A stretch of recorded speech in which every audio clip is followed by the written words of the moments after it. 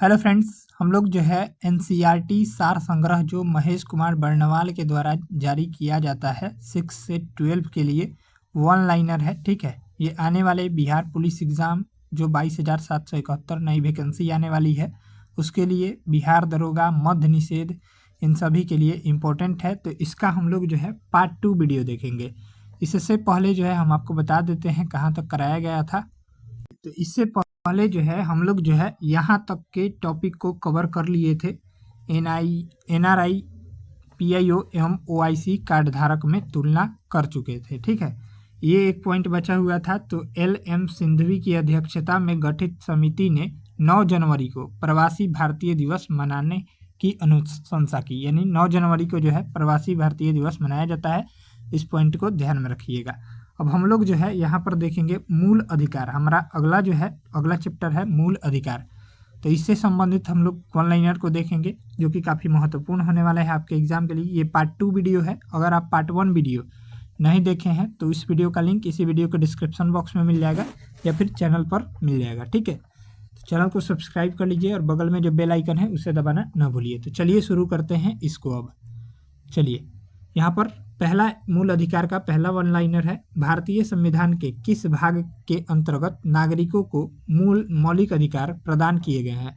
तो भाग 3 अनुच्छेद 12 से 35 तक। ठीक है, याद रखिएगा। संविधान द्वारा मौलिक अधिकारों को लागू करने की शक्ति किसे प्रदान की गई है। तो सर्वोच्च न्यायालय एवं उच्च न्यायालय को प्रदान की गई है। भारतीय संविधान का अनुच्छेद 13 संवैधानिक प्रावधानों को संसद तथा राज्य विधान मंडलों द्वारा बनाए गए नियमों या कानूनों पर प्राथमिकता प्रदान करता है। भारतीय संविधान के अनुच्छेद 13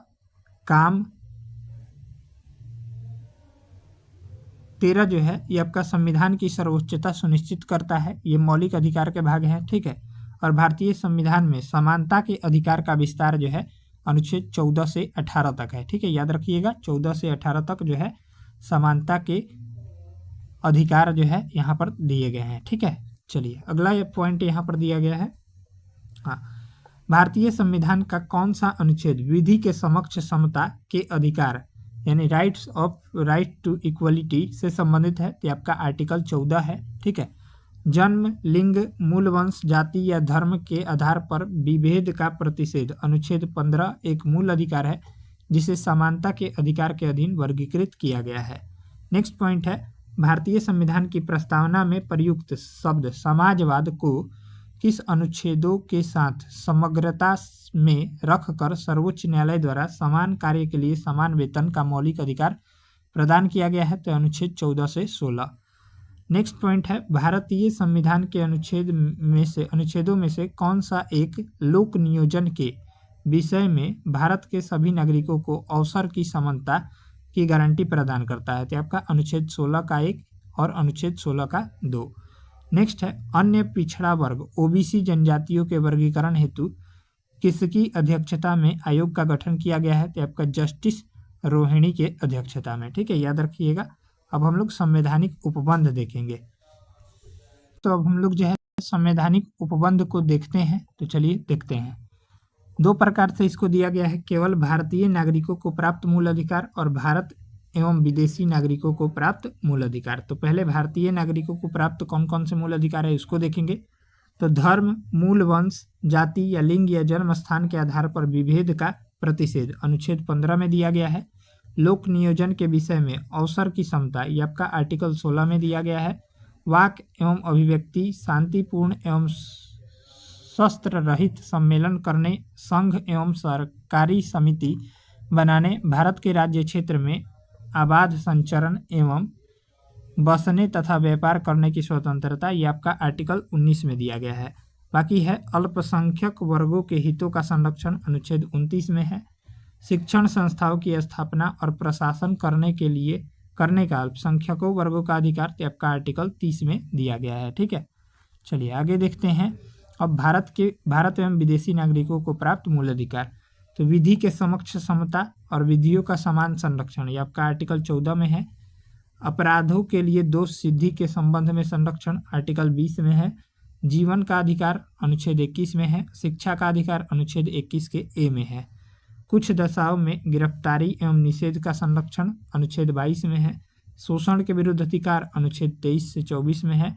धर्म एवं संस्कृति की स्वतंत्रता का अधिकार अनुच्छेद 25, 26 और 27 से 28 तक है। ठीक है, चलिए अब हम लोग जो है यहाँ पर अगला पॉइंट है, संविधान के किस अनुच्छेद के अंतर्गत अस्पृश्यता का उन्मूलन किया गया है। तो आपका आर्टिकल 17 के अंतर्गत संविधान में अस्पृश्यता परिभाषित नहीं है।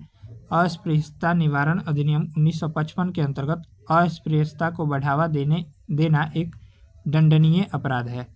अनुच्छेद 18 का संबंध किससे है, तो उपाधियों के अंत से है। ठीक है, अगला पॉइंट है, भारतीय संविधान के किस अनुच्छेद में वाक एवं अभिव्यक्ति की स्वतंत्रता के मूल अधिकार का प्रावधान किया गया है। तो आपका आर्टिकल 19 में। भारत के संविधान में प्रेस की स्वतंत्रता, फ्रीडम ऑफ प्रेस का प्रत्यक्ष प्रावधान नहीं है, परंतु यह स्वतंत्रता के किस अनुच्छेद में अंतर्निहित है, तो आर्टिकल 19 के ए में।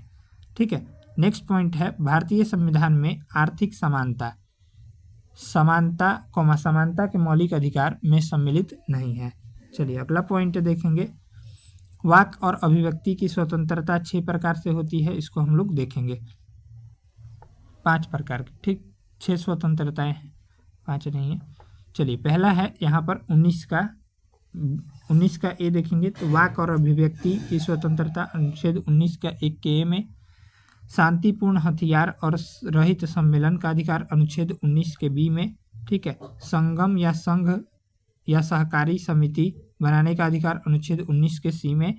और भारत के राज्य क्षेत्र के में आबाद संचरण का अधिकार अनुच्छेद 19 के डी में। और कोई वृत्ति, आजीविका और व्यवसाय या व्यापार करने का अधिकार अनुच्छेद 19 के जी में। और भारत के किसी भाग में निवास करने व बसने का अधिकार अनुच्छेद 19 के ई में है। ठीक है, याद रखिएगा। नेक्स्ट पॉइंट है, भारतीय संविधान के किस अनुच्छेद के अंतर्गत यह प्रावधान किया गया है कि किसी अपराध के अभियुक्त को स्वयं अपने विरुद्ध गवाह बनने के लिए बाध्य नहीं किया जा सकता। ये आपका राइट आंसर देखेंगे तो अनुच्छेद 20 के सी में।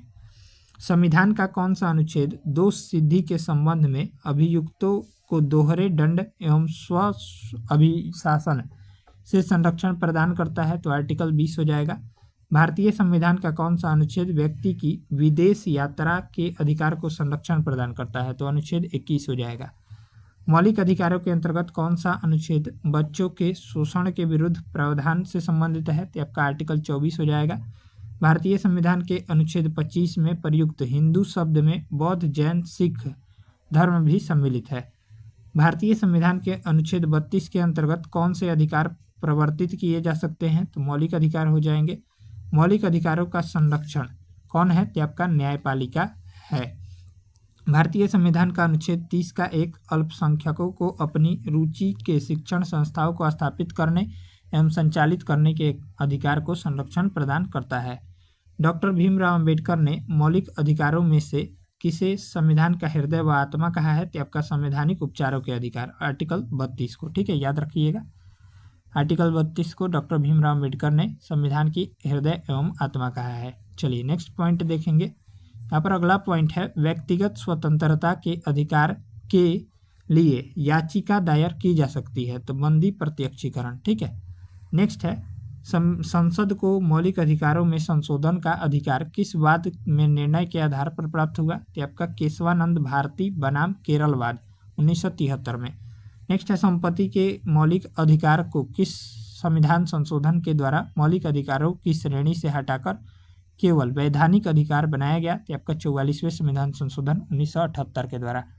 नेक्स्ट है, वर्तमान समय में भारतीय संविधान के अंतर्गत संपत्ति का अधिकार, राइट टू प्रॉपर्टी, किस प्रकार का अधिकार है, तो आपका वैधानिक अधिकार है। ठीक है, नेक्स्ट है, सूचना का अधिकार एक विधिक अधिकार है जो सूचना का अधिकार अधिनियम 2005 के माध्यम से प्रदान किया गया है। आर्थिक रूप से पिछड़े वर्ग, इकोनॉमिकली वीकर सेक्शन, ईडब्ल्यूएस को आरक्षण करने के लिए संविधान में कौन सा अनुच्छेद जोड़ा गया, तो आपका अनुच्छेद 15 का 6 तथा 16 का 6। नेक्स्ट है, 6 से 14 वर्ष की आयु के बच्चों को प्रदत्त शिक्षा का अधिकार किस प्रकार का अधिकार है, तो मूल अधिकार है। भारतीय संविधान द्वारा प्रदत्त संवैधानिक उपचारों का अधिकार गैर नागरिकों को भी उपलब्ध है। कौन सा मूल अधिकार राष्ट्रीय आपातकाल नेशनल इमरजेंसी अनुच्छेद 352 से संबंधित है में भी समाप्त या सीमित नहीं किया जा सकता? तो व्यक्तिगत स्वतंत्रता तथा जीवन का अधिकार। नेक्स्ट है बंधुआ मजदूर उन्मूलन अधिनियम एक्ट, जिसको बॉन्डेड लेबर एबोलिशन एक्ट जिसको बोलते हैं, संसद द्वारा किस वर्ष पारित किया गया था? तो वर्ष 1976 में। नेक्स्ट है मूल अधिकार और अनुच्छेद दिए गए हैं। तो समान, यहाँ से बहुत ही इंपॉर्टेंट प्रश्न पूछ लिए जाते हैं आपके एग्जाम में, तो ध्यानपूर्वक देखिएगा। समानता का अधिकार अनुच्छेद 14 से 18 के बीच है। स्वतंत्रता का अधिकार 19 से 22 के बीच। शोषण के विरुद्ध अधिकार अनुच्छेद 23 से 24। धार्मिक स्वतंत्रता का अधिकार 25 से 28। संस्कृति और शिक्षा संबंधी अधिकार अनुच्छेद 29 से 30 और संवैधानिक उपचारों का अधिकार आर्टिकल 32। ठीक है, याद रखिएगा, यहाँ से प्रश्न जो है आपके एग्जाम में आएंगे। चलिए नेक्स्ट पॉइंट दिया गया है अनुच्छेद 26 के अंतर्गत सभी धर्मावलंबियों को धार्मिक संस्था की स्थापना व धार्मिक कार्यों के प्रबंधन का अधिकार प्राप्त है। चलिए नेक्स्ट देखेंगे हम लोग राज्य के नीति निर्देशक तत्व यानी डीपीएसपी, अगला चैप्टर है, तो इसका हम लोग देखते हैं।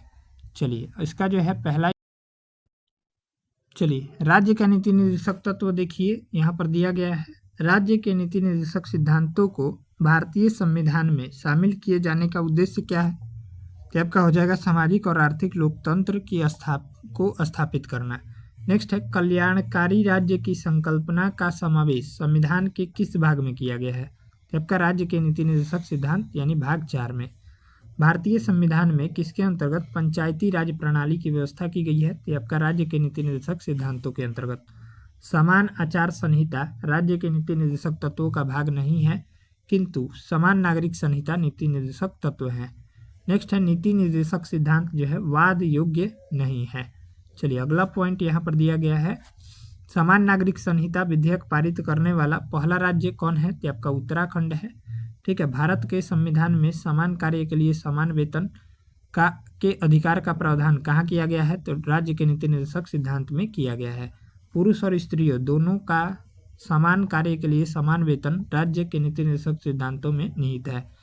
नेक्स्ट है राज्य के नीति निर्देशक सिद्धांतों में कौन सा अनुच्छेद अंतर्राष्ट्रीय शांति और सुरक्षा के संवर्धन से संबंधित है? आपका अनुच्छेद 51 है।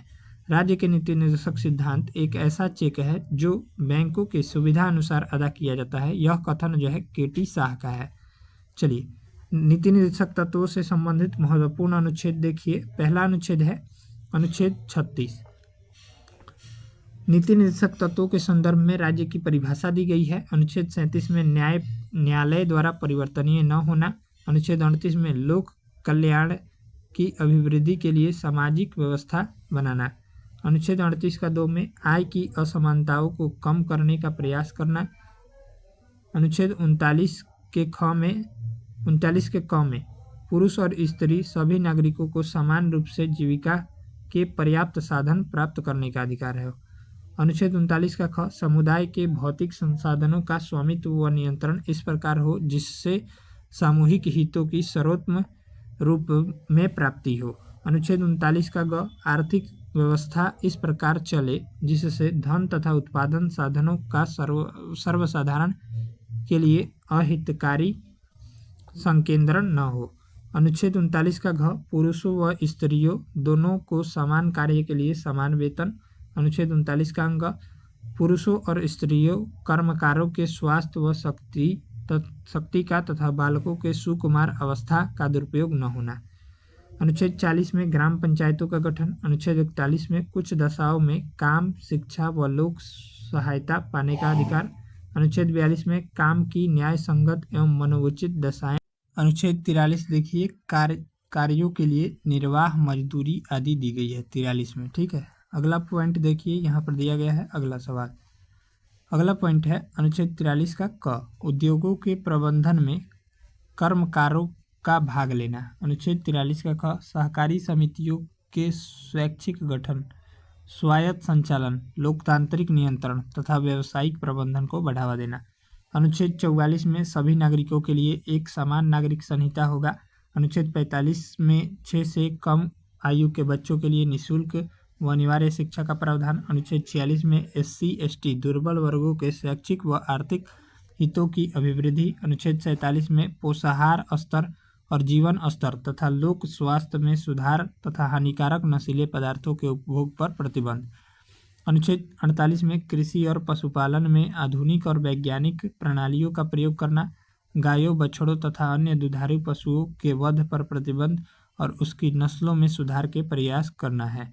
अनुच्छेद 48 का क पर्यावरण का संरक्षण व संवर्धन और वन तथा वन्य जीवों की रक्षा से संबंधित है।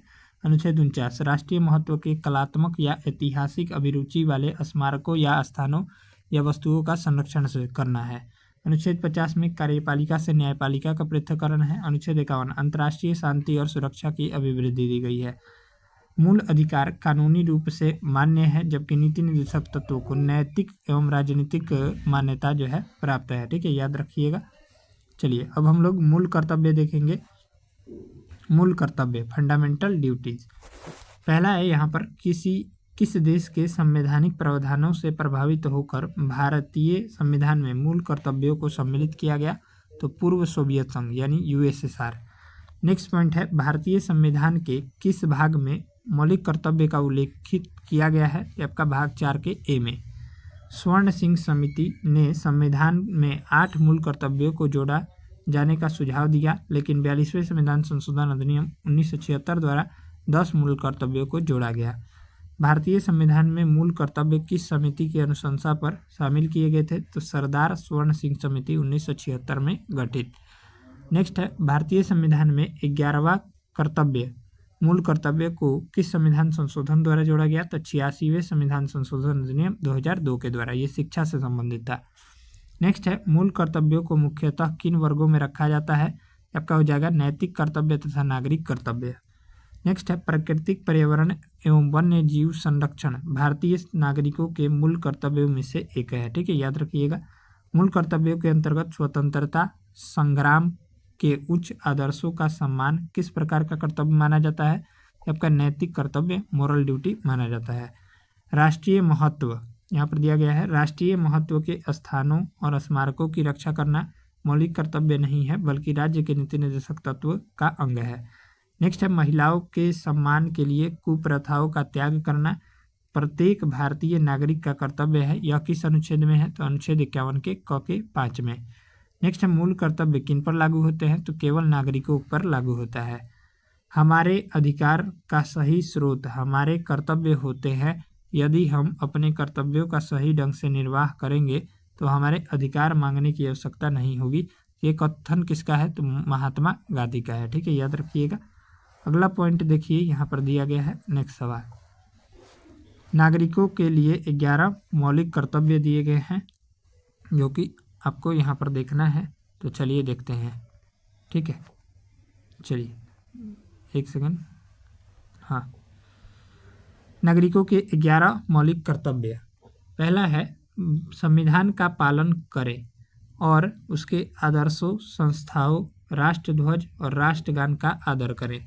नेक्स्ट है दूसरा है स्वतंत्रता के लिए हमारे राष्ट्रीय आंदोलन को प्रेरित करने वाले उच्च आदर्शों को हृदय में संजोए रखें और उनका पालन करें। तीसरा मूल कर्तव्य है भारत की संप्रभुता, एकता और अखंडता की रक्षा करें और उसे अक्षुण्ण रखें।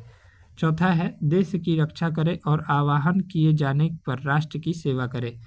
पांचवा है भारत के सभी लोग समरसता और समान भ्रातृत्व की भावना का निर्माण करें, जो धर्म, भाषा और प्रदेश या वर्ग आधारित सभी भेदभावों से परे हो। ऐसी प्रथाओं का त्याग करें जो स्त्रियों के सम्मान के विरुद्ध है। नेक्स्ट है 6 नंबर, हमारी सामाजिक संस्कृति की गौरवशाली परंपरा का महत्व समझे और उसका परिरक्षण करें। नेक्स्ट है 7 नंबर, प्राकृतिक पर्यावरण के अंतर्गत जिसके अंतर्गत वन, झील, नदी, वन्य जीव सम्मिलित हैं की रक्षा करें और उसका संवर्धन करें ताकि तथा प्राणी मात्र के प्रति दया भाव रखें। नेक्स्ट है 8वां, वैज्ञानिक दृष्टिकोण मानववाद मानववाद ज्ञानार्जन तथा सुधार की भावना का विकास करें। अगला है 9 नंबर, सार्वजनिक संपत्ति को सुरक्षित रखें और हिंसा से दूर रहें। नेक्स्ट है 10वां, व्यक्तिगत और सामूहिक गतिविधियों के सभी क्षेत्रों में उत्कर्ष की ओर बढ़ने का सतत प्रयास करें। जिससे राष्ट्र की निरंतरता बढ़ते हुए प्रयत्न व उपलब्धि की नई ऊंचाइयों को प्राप्त करे। 11वां है 6 वर्ष की आयु से 14 वर्ष की आयु के बच्चों के माता पिता और संरक्षक जो भी हो उन्हें शिक्षा के अवसर प्रदान करे। इस कर्तव्य को संविधान के 86वें संविधान संशोधन अधिनियम 2002 की धारा 4 के तहत जोड़ा गया था। नेक्स्ट है किसी व्यक्ति को राष्ट्रगान गाने के लिए बाध्य नहीं किया जा सकता। सर्वोच्च न्यायालय ने किस मामले में कहा है? तो बीजो इमैनुअल बनाम केरल राज्य 1986 में यह मत दिया है, वादित है। ठीक है। नेक्स्ट है सर्वोच्च न्यायालय के मुख्य न्यायाधीश PN भगवती 1885 से 86 को जनहित याचिका का जनक फादर ऑफ PIL कहा जाता है, PN भगवती को। चलिए अगला है राष्ट्रपति। हम लोग राष्ट्रपति को देखेंगे तो राष्ट्रपति पद की अर्हताएं यानी क्वालिफिकेशन तो अनुच्छेद 58 में दिया गया है। भारत का नागरिक हो, न्यूनतम आयु 35 वर्ष हो, लोकसभा का सदस्य निर्वाचित होने की योग्यता हो और किसी के लाभ के पद पर न हो। ठीक है। भारत में राष्ट्रपति का निर्वाचन किस प्रकार होता है? तो अप्रत्यक्ष मतदान से यानी अनुपातिक प्रतिनिधित्व से एकल संक्रमणीय मत प्रणाली द्वारा। नेक्स्ट है भारत के राष्ट्रपति के चुनाव में मतदान कौन करता है? तो राज्यसभा, लोकसभा और राज्य व केंद्र शासित प्रदेशों की विधानसभाओं के निर्वाचित सदस्य करते हैं। भारत के राष्ट्रपति उम्मीदवार के प्रस्ताव का अनुसमर्थन कम से कम कितने सदस्यों द्वारा किया जाना चाहिए? तो 50 निर्वाचकों द्वारा। नेक्स्ट है भारत में राष्ट्रपति का चुनाव एकल हस्तांतरणीय मत प्रणाली द्वारा किया जाता है। राष्ट्रपति के निर्वाचन में किसी राज्य का मुख्यमंत्री किस स्थिति में मतदान करने के लिए पात्र नहीं होगा? यदि वह राज्य विधानमंडल में उच्च सदन का सदस्य हो। नेक्स्ट है कौन राष्ट्रपति के निर्वाचन मंडल का तो भाग है परंतु वह उसके महाभियोग में भाग नहीं लेता? तो राज्य की विधानसभाएं। संसद अथवा विधानसभा का कोई सदस्य राष्ट्रपति निर्वाचित हो सकता है परंतु उस पर क्या शर्त है? तो निर्वाचित होने के उपरांत उसे अपनी सदस्यता छोड़नी होगी। नेक्स्ट है संसद के लिए राष्ट्रपति का अभिभाषण कौन तैयार करता है? तो केंद्रीय मंत्रिमंडल। नेक्स्ट है राष्ट्रपति की मृत्यु या पद त्याग अथवा हटाए जाने पर पद की रिक्ति को 6 माह के समय के भीतर जो है भरना होगा। नेक्स्ट है भारत के राष्ट्रपति चुनाव में उत्पन्न विवाद का निपटारा कौन करता है? तो सर्वोच्च न्यायालय करता है। भारत के राष्ट्रपति को उसके कार्यकाल की समाप्ति से पूर्व किस प्रकार हटाया जा सकता है? तो महाभियोग के द्वारा हटाया जा सकता है। भारतीय राष्ट्रपति को उसके पद से हटाने का अधिकार किसे प्राप्त है? तो आपका संसद को प्राप्त है, याद रखिएगा संसद को। अगला पॉइंट देखिए, यहाँ पर अगला पॉइंट दिया गया है संघ की कार्यपालिका शक्तियाँ किस अनुच्छेद के अंतर्गत राष्ट्रपति में निहित है? तो आर्टिकल 53 के अंतर्गत। अनुच्छेद 61 के अंतर्गत राष्ट्रपति पर महाभियोग संसद के किस सदन द्वारा प्रारंभ किया जा सकता है? तो संसद के किसी भी सदन द्वारा। नेक्स्ट है भारतीय संविधान का कौन सा अनुच्छेद राष्ट्रपति के लिए पुनः निर्वाचन की पात्रता निर्धारित करता है? तो अनुच्छेद 57। राष्ट्रपति को कोई भी विषय पुनर्विचार के लिए मंत्रिपरिषद को वापस भेजने का अधिकार किस संविधान संशोधन द्वारा प्रदान किया गया है? तो 44वें संविधान संशोधन द्वारा। नेक्स्ट है भारतीय संविधान के किस अनुच्छेद के अंतर्गत राष्ट्रपति संसद के दोनों सदनों द्वारा पारित किसी विधेयक पर अपनी स्वीकृति रोक सकता है? तो अनुच्छेद 111 के अंतर्गत। किस अनुच्छेद के अंतर्गत राष्ट्रपति कुछ अकस्मिकताओं में राज्यपाल के कार्यों के निर्वहन हेतु उपबंध कर सकता है? तो आपका अनुच्छेद 160 में। नेक्स्ट है राष्ट्रपति से संबंधित महत्वपूर्ण अनुच्छेद दिए गए हैं जो कि आपके एग्जाम के लिए महत्वपूर्ण है। अनुच्छेद 52 भारत का राष्ट्रपति होगा। अनुच्छेद 53 संघ की कार्यपालिका शक्ति राष्ट्रपति में निहित होगी। और राष्ट्रपति का निर्वाचन मंडल अनुच्छेद 54 में है। राष्ट्रपति के निर्वाचन की रीति अनुच्छेद 55 में है। राष्ट्रपति की पदावधि अनुच्छेद 56 में है। पुनर्विचार के लिए पात्रता अनुच्छेद 57 में है। राष्ट्रपति निर्वाचित होने के लिए अर्हताएं अनुच्छेद 58 में है। राष्ट्रपति पद के लिए शर्तें अनुच्छेद 59 में है। राष्ट्रपति द्वारा शपथ या प्रतिज्ञान अनुच्छेद 60 में है। राष्ट्रपति पर महाभियोग चलाने की प्रक्रिया अनुच्छेद 61 में है।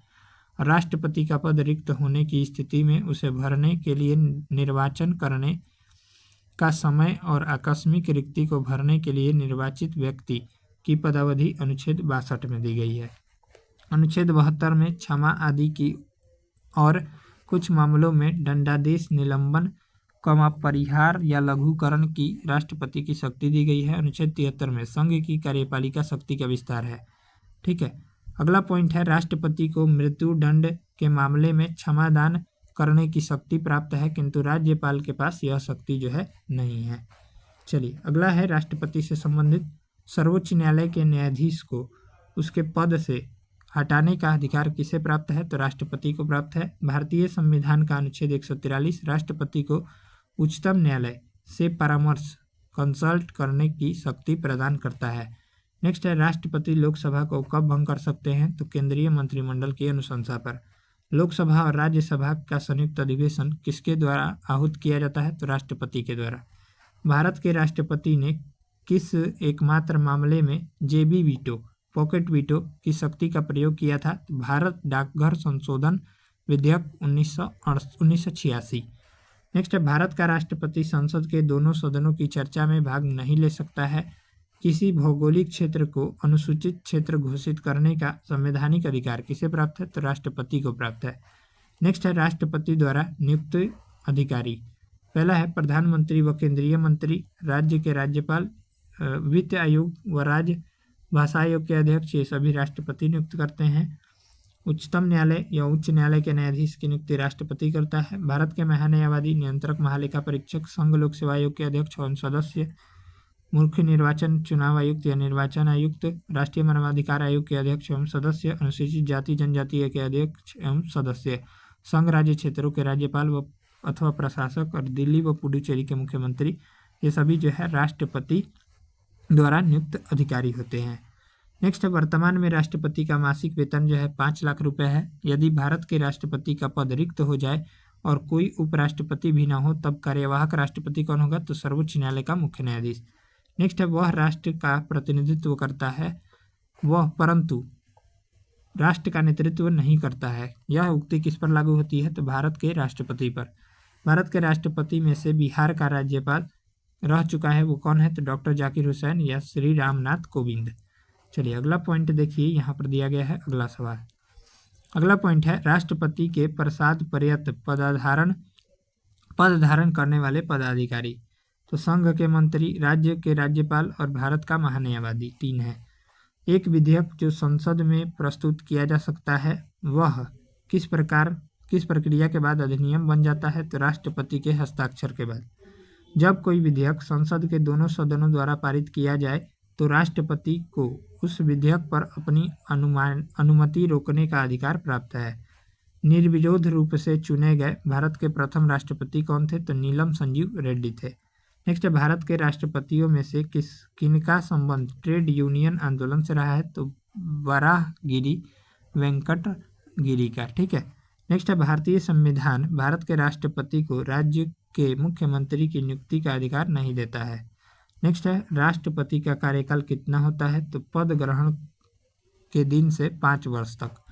भारत के किस राष्ट्रपति को मिसाइल मैन की संज्ञा दी जाती है? तो डॉक्टर एपीजे अब्दुल कलाम को। भारत के मुख्य न्यायाधीश में से किसने राष्ट्रपति के रूप में कार्य किया था? तो जस्टिस एम हिदायतुल्ला ने। धन विधेयक को पुनर्विचार हेतु लौटाने का संवैधानिक विशेषाधिकार राष्ट्रपति के पास नहीं है। द्रौपदी मुर्मू का भारतीय गणतंत्र के राष्ट्रपति के रूप में कौन सा क्रम है? तो आपका 15वां क्रम है। वित्त आयोग की नियुक्ति कौन करता है? तो राष्ट्रपति करता है। राष्ट्रपति के रूप में डॉक्टर राजेंद्र प्रसाद ने सबसे लंबी अवधि 1950 से 1962 एवं डॉक्टर जाकिर हुसैन ने कार्यकारी राष्ट्रपति छोड़कर सबसे कम अवधि 1 वर्ष 11 दिन तक कार्य किया था। नेक्स्ट है राष्ट्रपति द्वारा क्षमादान की शक्तियाँ। तो आइए देखते हैं इसको। पहला है जब दंड सेना न्यायालय द्वारा दिया गया हो। दूसरा है जब दंड संघीय विषय से संबंधित और विधि के विरुद्ध अपराध के लिए दिया गया हो। और तीसरा है जब दंडादेश मृत्यु दंड हो। ठीक है, तब जो है राष्ट्रपति द्वारा क्षमादान की शक्तियाँ प्राप्त है। द्रौपदी मुर्मू भारत की पहली आदिवासी द्वितीय महिला स्वतंत्र भारत में पैदा होने वाली प्रथम एवं सबसे कम उम्र की राष्ट्रपति है। चलिए अगला पॉइंट देखिए, अब उपराष्ट्रपति। तो उपराष्ट्रपति से संबंधित जो है हम लोग अगले वीडियो में उपराष्ट्रपति से शुरू करेंगे। 2 वीडियो डाल दिए हैं, ठीक है। आज एक ये हो गया, एक पहले डाले हुए हैं, दोनों को देख लीजिएगा। और चैनल पर नए हो तो चैनल को सब्सक्राइब कर लीजिएगा और बगल में जो बेल आइकन है उसे दबाना ना भूलिएगा, ठीक है। बिहार पुलिस का न्यू वैकेंसी 22,771 आ रहा है, तो उसमें इस बुक का महत्व काफ़ी रहता है, तो ध्यानपूर्वक देखिएगा।